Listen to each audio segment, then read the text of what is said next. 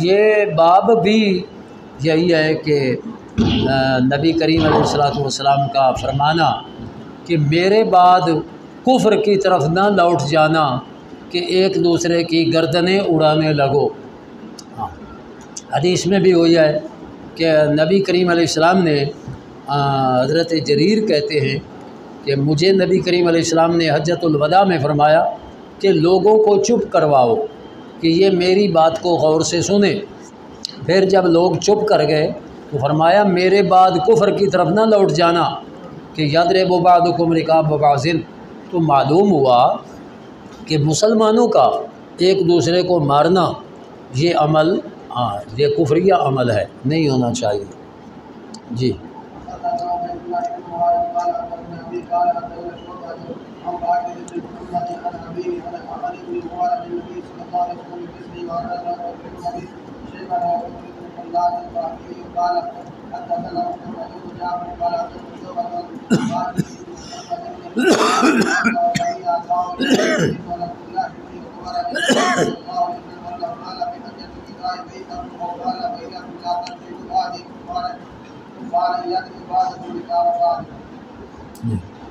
چلو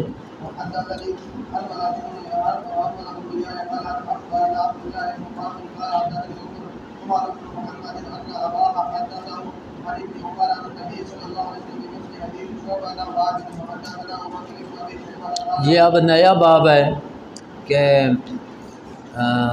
باب اطلاق اسم الکفر علی الطعن فی النسب والنیاحہ۔ نیاحہ مرنے والوں پر بین کرنا، اور طعن فی النسب یہ جو لوگوں کو کہتے ہیں کہ تم تو فلانے خاندان کے ہو، تم تو فلانے خاندان کے ہو، طعن کرتے ہیں۔ ہاں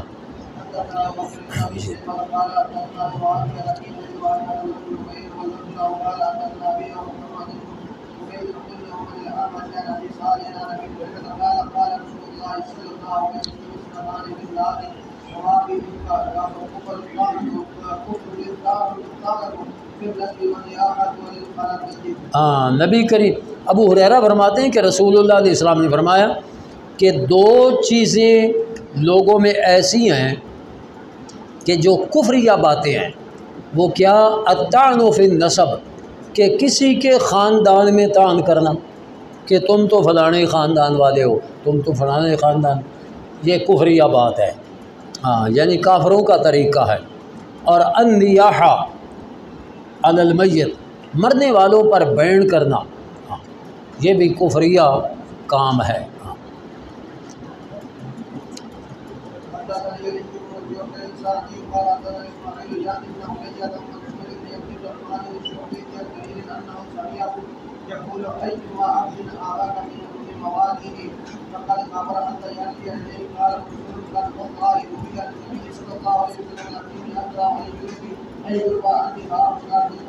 اچھا، یہ باب ہے کہ تسمیت العبد العابق کافرن، جو غلام اپنے آقا سے بھاگا ہوا ہے اس پر کفر کا اطلاق، لیکن اس کا کفر کیا؟ ناشکری، کیونکہ اپنے آقا کا شکر کرنا غلام پر لازم ہے، وہ بھاگ کر ناشکری کر رہا ہے۔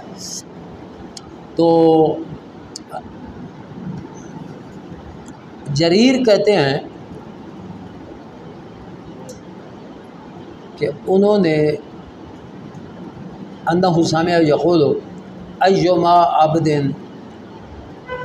جو بھی غلام آبا میں موالی ہے اپنے آقاؤں سے بھاگ جائے، فقد کافرہ، اس نے کفر کیا، یعنی کفر کیا کا کیا معنی ہے؟ ناشکری۔ حتیٰ یرجع الیہم، حتیٰ کہ واپس لوٹے۔ منصور کہتے ہیں کہ قد واللہ روی عن النبی صلی اللہ علیہ وسلم، کہ یہ حدیث رسول پاک علیہ السلام سے مروی تو ہے، لیکن میں ناپسند جانتا ہوں کہ یہ بصرہ میں میری طرف سے روایت کی جائے۔ بصرہ میں میری طرف سے روایت کیے جانے کو کیوں ناپسند جانتا ہوں؟ آپ نے پہلے دیکھا کہ بصرہ میں وہ منکر، تقدیر کے منکر لوگ تھے اور معتزلی لوگ تھے، اور معتزلیوں کا عقیدہ تھا کہ بندہ جو گناہ کرے وہ کافر ہو جاتا ہے۔ تو حضرت منصور یہ کہتے ہیں، اس حدیث کے راویوں میں سے ایک راوی منصور ہے، وہ کہتے ہیں کہ بصرہ میں میرے حوالے سے اس حدیث کو، کیوں کہ جو معتزلی ہیں وہ اپنے غلط عقیدے کے لیے اس کو دلیل بنائیں گے، کیونکہ یہ ہے نا کہ مان ایما عبد ابا کا میں موالیہ فقد کفر، اس نے کفر کیا۔ ہاں، تو معتزلیوں کو دلیل مل جائے گی کہ گناہ کرنے والا بندہ کافر ہو جاتا ہے۔ جی، اس سے معلوم ہوا نا کہ محدثین کتنے محتاط تھے کہ بدعقیدہ لوگوں کو ہماری روایت کردہ حدیث بطور دلیل نہ ملے۔ اور فقد کفرہ کا معنی اہل سنت نے کیا ناشکرا ہو جائے گا، معتزلیوں نے کیا کافر ہو جائے گا۔ جی، یہاں بھابیوں اور شیعوں کی جو میت حدیث مبارکہ ہے ان کو نام یاد کرنا ہے کیا؟ بھابیوں اور شیعہ رافضیوں کی جو میت حدیث مبارکہ ہے اگر ان سے صرف نظر کر جانا اس نیت سے جائز ہوگا؟ نہیں، اگر آج صرف نظر کی جائے گی نا تو وہ تو حدیث سنا رہے ہوں گے، تو ہم صرف نظر کریں گے تو ہمیں ان کا جواب دینا چاہیے کہ یہ اس حدیث سے مطلب یہ لے رہے ہیں، جبکہ اس حدیث کا صحیح مطلب یہ ہے۔ اب لوگوں کو سمجھایا جائے گا۔ اب اگر ہم جواب نہیں دیں گے تو اسی لیے تو ہم کہتے ہیں نا کہ ان کے جو ہے نا مولوی بھابیوں کے، وہ ان پڑھ بھی ہو، عبارت حدیث کی غلط پڑھ رہا ہو تو وہ حدیث پڑھ کر ہی اس کا مفہوم لوگوں کو بتائے گا، اور اب عبارت غلط پڑھ رہا ہے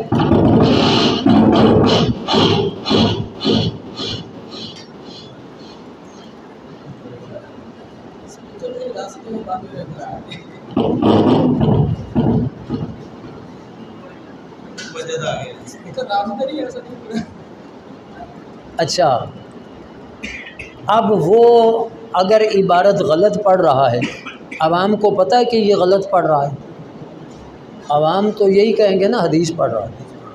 ہمارے خطیب وہ لے کر وعظوں والی کتاب، یہ جی فلانی کتاب ہے، یہ فلانی کتاب ہے، خطاب، وہ پڑھ کے حکایتیں سنائیں گے، تو عوام الناس اسی لیے اب اکثر خراب ہو رہے ہیں کہ ادھر حدیثیں پڑھ کر سناتے ہیں، یہ لوگ حکایتیں سناتے ہیں، شعر سناتے ہیں۔ تو اگر ہم لوگ بھی خطاب یوں کریں کہ ان کا استدلال جس حدیث سے وہ کر رہے ہیں وہ حدیث لوگوں کو سنائیں اور کہیں کہ اصل اس کا مطلب یہ ہے، وہ جو بیان کرتے ہیں وہ غلط کرتے ہیں، ان بابے بند ہی کرتے ہیں بس۔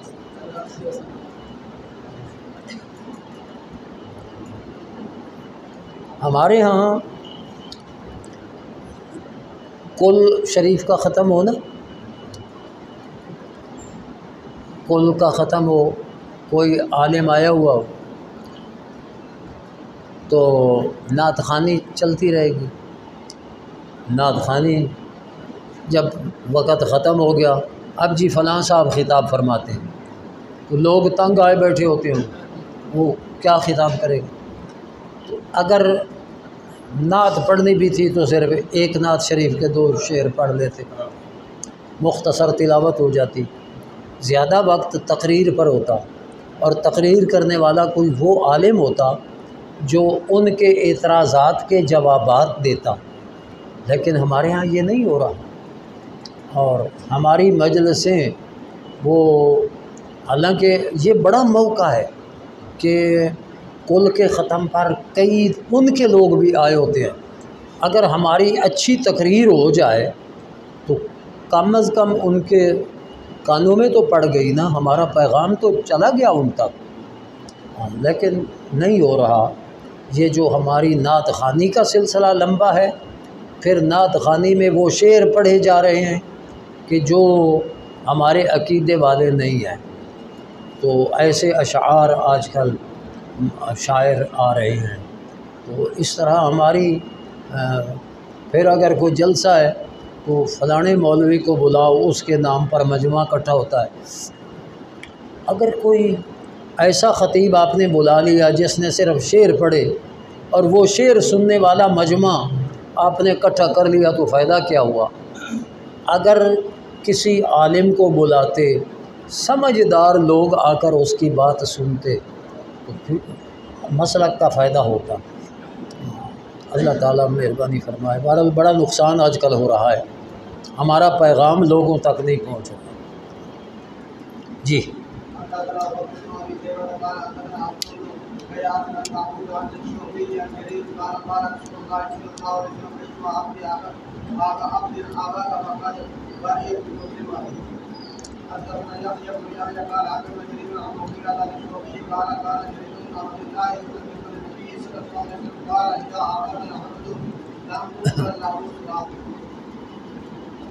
اس کی نماز ہی قبول نہیں ہوتی۔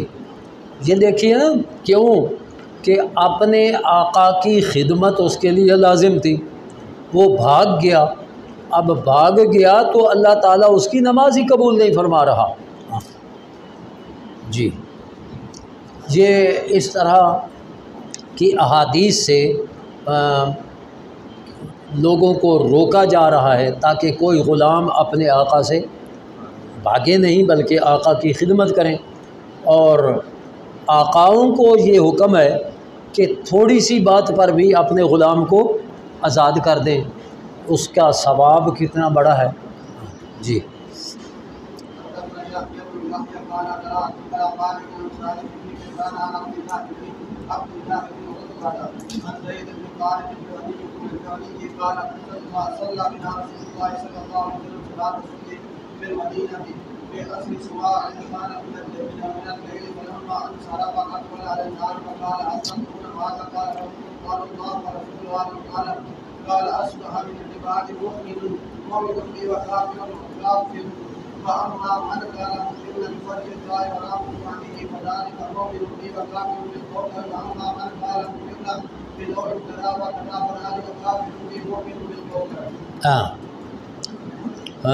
نبی کریم علیہ السلام نے یہ زید بن خالد الجوہنی کہ نبی کریم علیہ السلام نے ہمیں صبح کی نماز پڑھائی حدیبیہ میں، اور پہلے رات کو بارش آئی تھی۔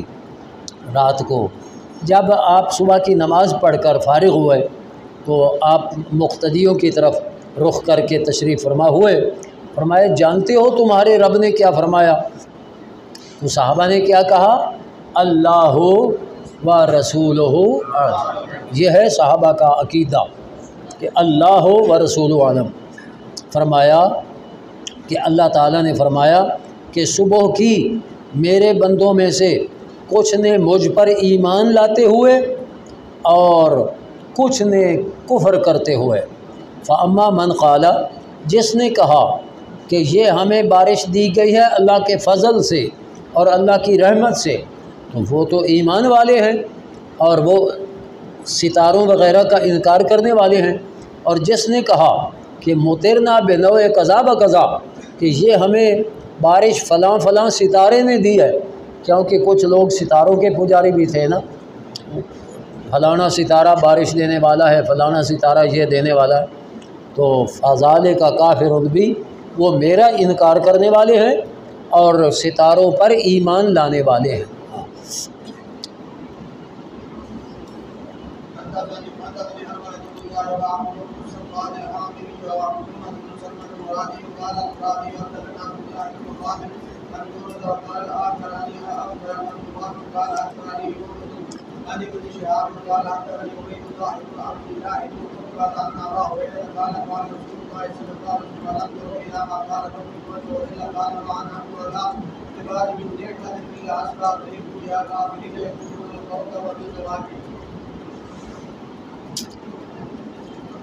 جا ابو ہریرہ فرماتے ہیں رسول اللہ علیہ السلام سے کہ جب بھی ما انزل اللہ من السماء من برکت، کہ جب بھی اللہ تعالیٰ آسمان سے برکت اتارتا ہے، یہ بارش کو برکت فرمایا گیا، تو الا اصبح، مگر صبح کرتے ہیں ایک فریق لوگوں میں سے وہ کافر، کہ وہ کہتے ہیں کہ ينزل اللہ الغیث فیقولون الکوکب کذا و کذا، بارش تو اتارتا ہے اللہ تعالیٰ، لیکن وہ کافر لوگ جو وہ کہتے ہیں کہ یہ فلاں فلاں ستارے نے بارش دی ہے۔ ہاں جی، وفی حدیث المرادی بکوکب کذا و کذا، کہ یہ بارش فلاں فلاں ستارے نے دی ہے۔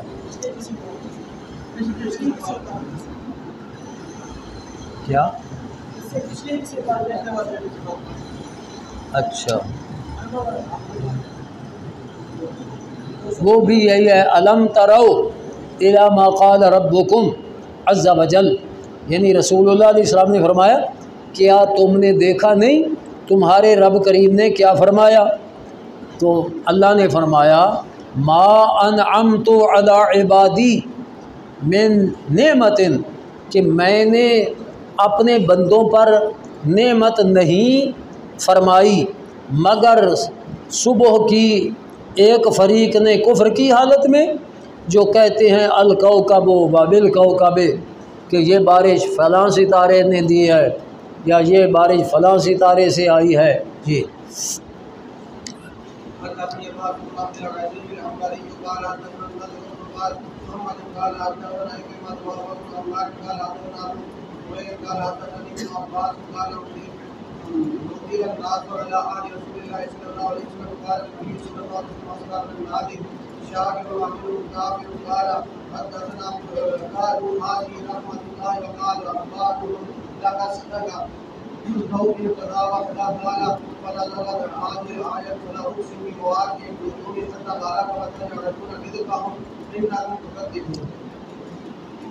ہاں،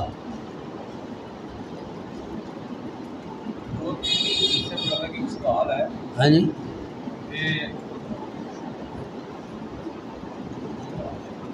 بولیے۔ سوال یہ کہ لوگ جب اب بارش ہوتی ہے، آج کل یہ جو بتایا گیا کہ جب بارش ہوتی ہے تو کافر کہتے تھے کہ یہ فلاں ستارے نے بارش اتاری ہے، ویسے آج کل جب بھی بارش ہو جاتی ہے تو کہتے ہیں نا یار اللہ کی بڑی رحمت ہوئی، لوگ کہتے ہیں جی راتی میں کو موسمیات والے نے دسیا وہ دستے سی، جب وہ پہلے کرنے شروع ہوئے تو میں کو موسمیات والے آخر تو شکر ہوئے، آیا کہ اس میں کوئی مناسبت نہیں؟ یہ دیکھیے اوپر شرح میں ستارے کے بارے میں بھی آیا ہے کہ اگر کسی آدمی کا یہ عقیدہ ہے کہ ستارہ مؤثر ہے، ستارہ مؤثر ہے بذات، تو وہ کافر ہے۔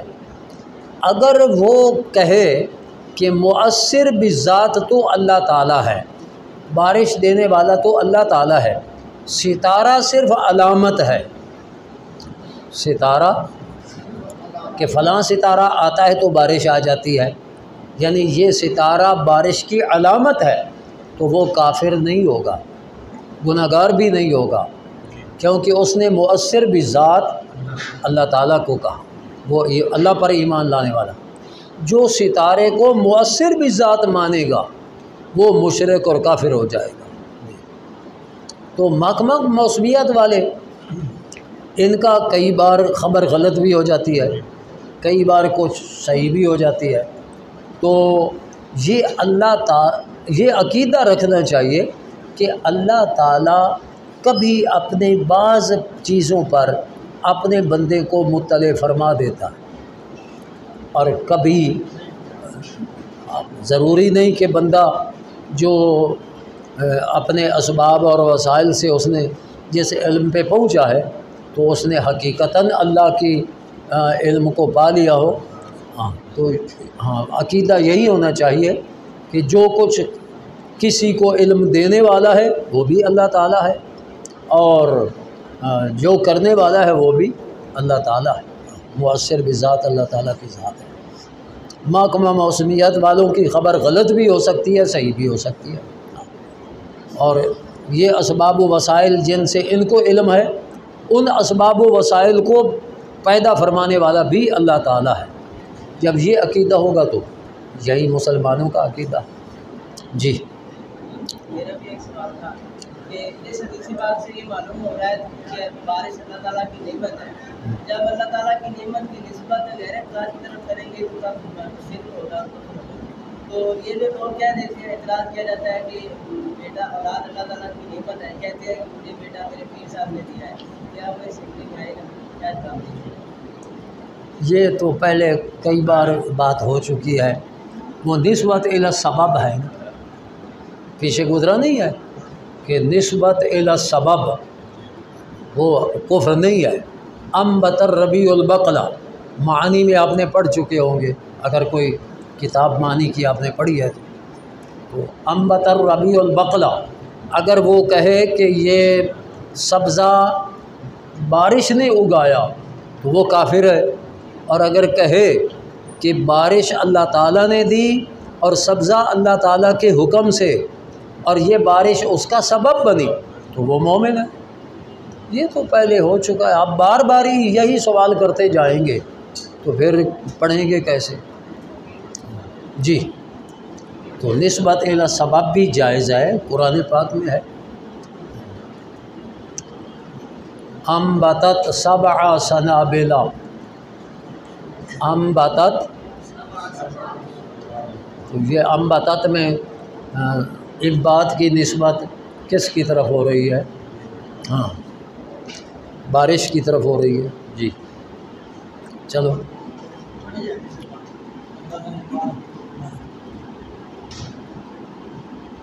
کتنے 34. ابن عباس فرماتے ہیں کہ موتر الناس، لوگوں کو بارش دی گئی، بارش برسائی گئی، علی عہد رسول اللہ صلی اللہ علیہ وسلم، رسول پاک علیہ السلام کے دور میں. فقال النبی صلی اللہ علیہ وآلہ وسلم اصبح من الناس شاکر، صبح کی لوگوں میں سے کچھ لوگوں نے تو شکر کی حالت میں، ومنہم کافرون، کچھ ناشکرے تھے. قالو، جنہوں نے کہا حاذہ رحمت اللہ، اور بعض نے کہا لقد صدق نوع کذا و کذا، فلاں فلاں ستارے نے سچ کہا تو قضا. قال فنزلت هذه الآیت، اس وقت یہ آیت نازل ہوئی، فلا اقسم بمواقع النجوم، ہاں وتجعلون رزقکم انکم تکذبون. جی جی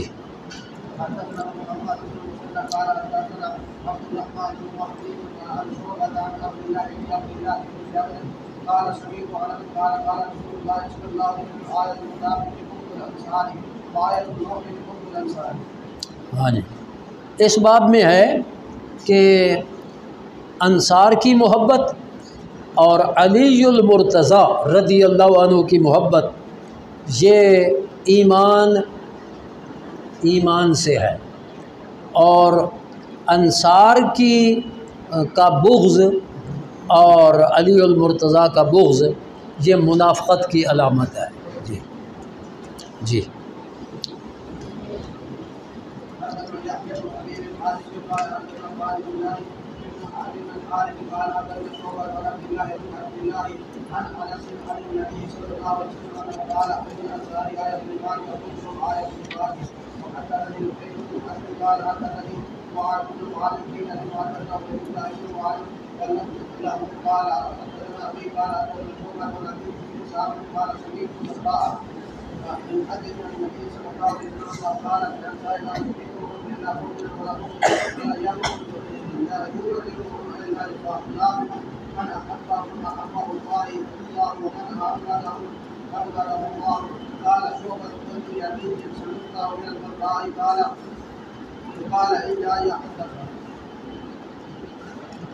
ہاں جی، براء ابن عازب رضی اللہ عنہ، ان سے عدی بن ثابت کہتے ہیں میں نے سنا وہ بیان کرتے تھے ان نبی صلی اللہ علیہ وسلم کہ انصار کے بارے میں حضور علیہ السلام نے فرمایا لا یحبہم، انصار سے محبت نہیں کرے گا مگر مومن، اور ان سے بغض نہیں رکھے گا مگر منافق۔ من احبہم، جو انصار سے محبت کرے، احبہ اللہ، اللہ نے اس سے محبت کی، اور جس نے انصار سے بغض رکھا اس نے اللہ سے بغض رکھا، ابغضہ اللہ، اللہ نے اس کو مبغوض کر دیا۔ شعبہ کہتے ہیں کہ میں نے عدی کو کہا کہ کیا حضرت برا سے آپ نے خود سنا؟ وہ کہنے لگے خود سنا کیا، انہوں نے بیان ہی مجھے یہ کیا تھا۔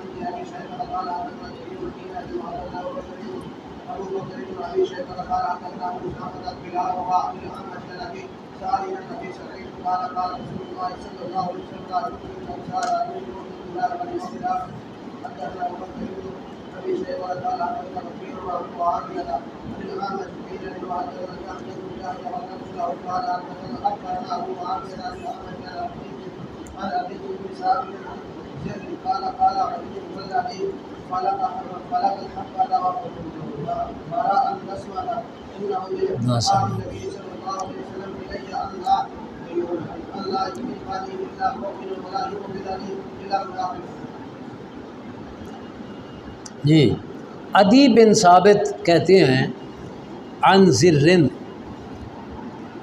زر بن حبیش رضی اللہ عنہ کہ علی المرتضیٰ نے کہا کہ قسم اس اللہ کی جس نے دانے کو چیرا اور جس نے نسامہ روحوں کو پیدا کیا، انہو لعاہد النبی صلی اللہ علیہ وآلہ وسلم الیہ، کہ نبی کریم علیہ الصلوۃ والسلام نے میری طرف عہد فرمایا کہ لا یحبنی اللہ یحبنی الا مومن، کہ میرے ساتھ محبت نہیں کرے گا مگر مومن، اور میرے ساتھ بغض نہیں رکھے گا مگر منافق۔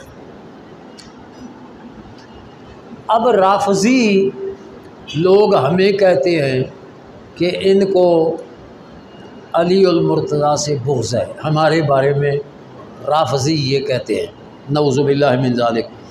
آپ دیکھیے، اور وہ علی المرتضیٰ سے اور اہل بیت اطہار سے محبت کا دعویٰ کرتے ہیں، ان کی محبت اور ہماری محبت۔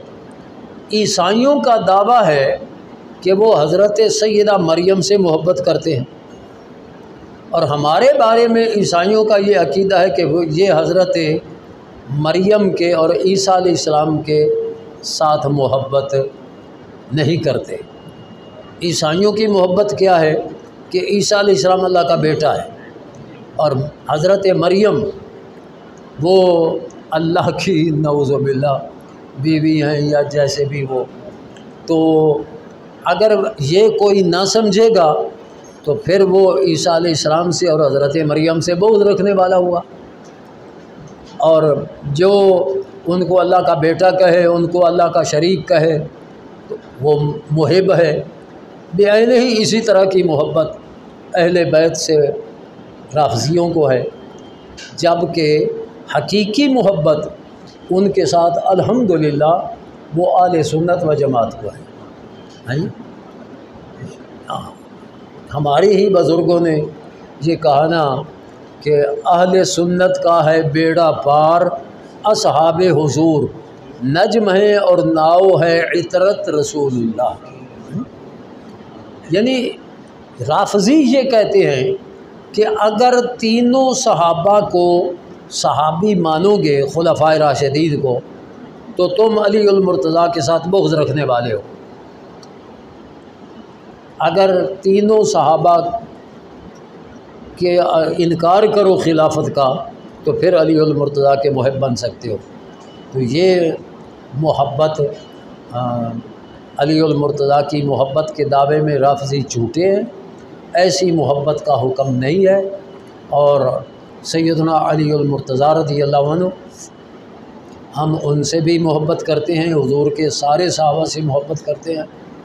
اہل بیت اطہار رافضیوں کا عقیدہ یہ ہے کہ حضور کی ایک شہزادی کو مانو اور تینوں کا انکار کرو تو پھر تم اہل بیت کے محب ہو، جبکہ حضور علیہ الصلوۃ والسلام کی چاروں شہزادیاں اہل سنت کا عقیدہ ہے اور قرآن سے ثابت ہے، قل لازواجک و بناتک، بنت کا نہیں ہے، یہاں شیعہ نے ترجمہ کیا ہے و بناتک، شیعہ کا ترجمہ بھی میرے پاس ہے، وہ کہتا ہے اے نبی اپنی بیٹی کو اور نواسیوں کو کہہ دے، یعنی بنات میں بیٹی ایک اور نواسیاں، اندازہ لگائیے یہ نواسیاں، قل لازواجک و بناتک، بناتک کا یہ ترجمہ کیا۔ تو حضور علیہ الصلوۃ والسلام کی شہزادیاں حدیثوں سے ثابت ہے، ان کا انکار کرو تو پھر حضرت خاتون جنت سے محبت ہوگی۔ اسی طرح حضرت حضور علیہ الصلوۃ والسلام کی ازواج مطہرات کو اہل بیت سے خارج مانو کہ وہ اہل بیت نہیں ہے تو پھر اہل بیت سے محبت ہے، جبکہ قرآن ان کو حضور کی ازواج مطہرات کو حضور کی اہل بیت فرما رہا ہے۔ تو الحمدللہ حق اور سچا مذہب اہل سنت و جماعت ہے، اللہ تعالیٰ اسی پہ ہمیں استقامت نصیب کرے۔ جی